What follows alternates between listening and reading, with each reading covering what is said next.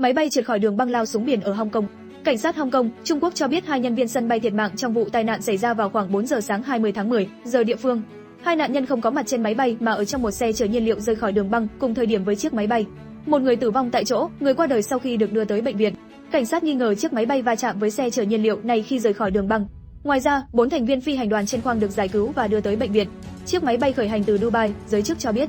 Cơ quan quản lý sân bay Hong Kong thông tin rằng lực lượng cứu hộ đã được triển khai ngay sau vụ việc và trung tâm ứng phó khẩn cấp của sân bay đã được kích hoạt. Hiện đường băng phía bắc của sân bay đã tạm thời đóng cửa. Theo dữ liệu từ trang theo dõi chuyến bay Fly Dazer 24, tại thời điểm máy bay rơi xuống nước, vận tốc của nó khoảng 49 hải lý trên giờ, tương đương 90 km/h.